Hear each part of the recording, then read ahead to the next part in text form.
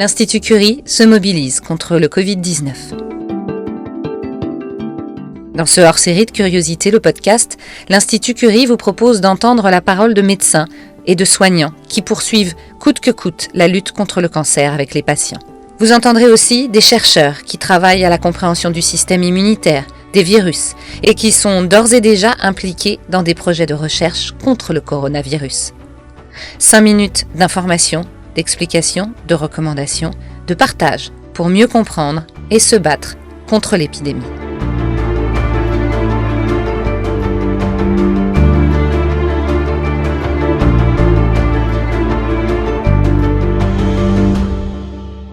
Nicolas Manel, chef d'équipe à l'Institut Curie et directeur de recherche à l'INSERM.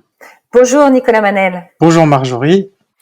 Est-ce que vous pouvez d'abord, parce que on en entend beaucoup parler, mais on ne visualise pas tant que ça, en tout cas d'un point de vue scientifique, nous dresser un portrait de ce fameux virus responsable du Covid-19 ? Le Covid-19, c'est la maladie qui est causée par un virus qui s'appelle SARS-CoV-2, qui est de la famille des coronavirus.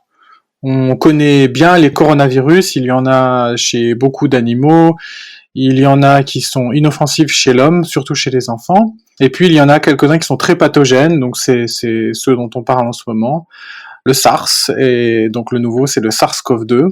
Ce sont des petits virus donc qui ressemblent à des sphères microscopiques, voire nanoscopiques, qui sont enveloppés par une couche de lipides venant des cellules, qui possèdent à leur surface une protéine qu'on appelle spike, donc ça veut dire pic en anglais, et c'est ce qui leur donne leur forme de couronne assez typique en microscopie électronique, en microscopie haute résolution, et c'est ce qui a donné leur nom de coronavirus pour couronne.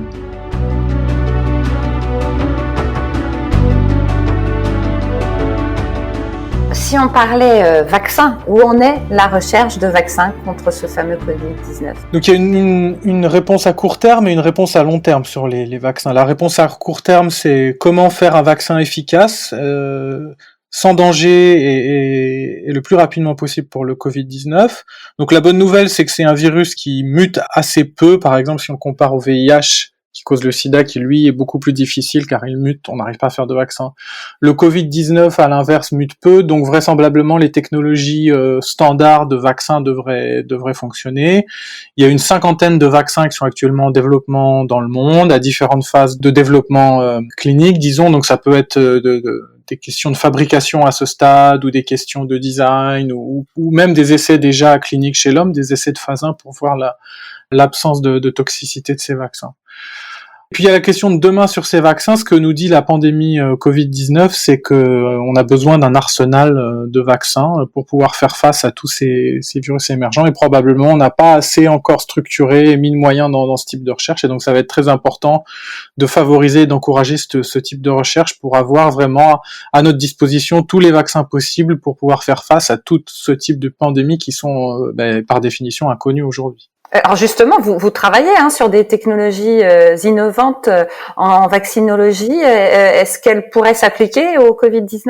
Ouais, donc c'est un projet qu'on lance au laboratoire. C'est issu de nos travaux de recherche à l'Institut Curie, qui avaient été publiés en 2015, et qui ont également fait l'objet d'un brevet Institut Curie INSERM sur la technologie, puisqu'on a découvert une nouvelle plateforme vaccinale en fait basée sur un peu le principe du cheval de Troie.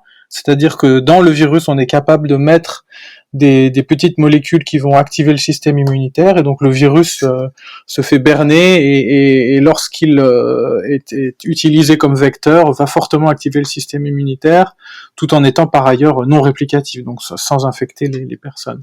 Et donc ce qu'on fait aujourd'hui, c'est dans le cadre d'une collaboration entre l'Institut Curie et une start-up que j'ai cofondée qui s'appelle Stimunity, d'essayer de développer cette plateforme sur le Covid-19 dans un premier temps, et puis dans un deuxième temps sur des futures infections émergentes.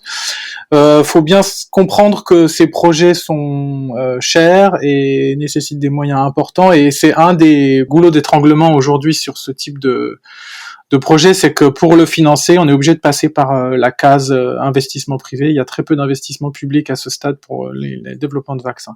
Et donc, on est vraiment à ce stade au laboratoire. On essaye de lancer des petites expériences preuves de concept, mais très très rapidement, il va nous falloir des moyens substantiels pour pouvoir développer le projet.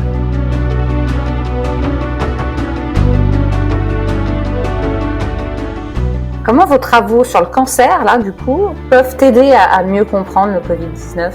Et à l'inverse, comment les travaux sur le Covid-19 peuvent nous aider à mieux comprendre le cancer, c'est intéressant parce que une des particularités qui est tout de suite apparue sur le Covid-19, c'est que la pathologie augmente avec l'âge.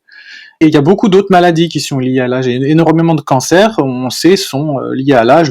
Et donc ça, c'est des mécanismes cellulaires, moléculaires qui sont encore pas bien compris. On n'a pas encore les concepts et les données qui nous permettent d'expliquer pourquoi ces cancers parviennent après tant d'années, quels sont les changements liés au vieillissement. On voit bien le vieillissement de manière macroscopique sur les personnes, mais au niveau cellulaire, on ne comprend pas bien, on ne comprend pas les mécanismes. Et donc, en étudiant le Covid-19, qui cause plus de pathologies chez les personnes âgées, on va mieux comprendre le fonctionnement du système immunitaire, du poumon dans les personnes âgées, de leur physiologie, et ça va nous permettre d'identifier des nouveaux mécanismes qu'on pourra ensuite appliquer dans notre compréhension du cancer. Et ça, c'est vraiment typique en biologie. Il y a une universalité en biologie, puisque toute la biologie repose sur les mêmes molécules, la même molécule d'ADN.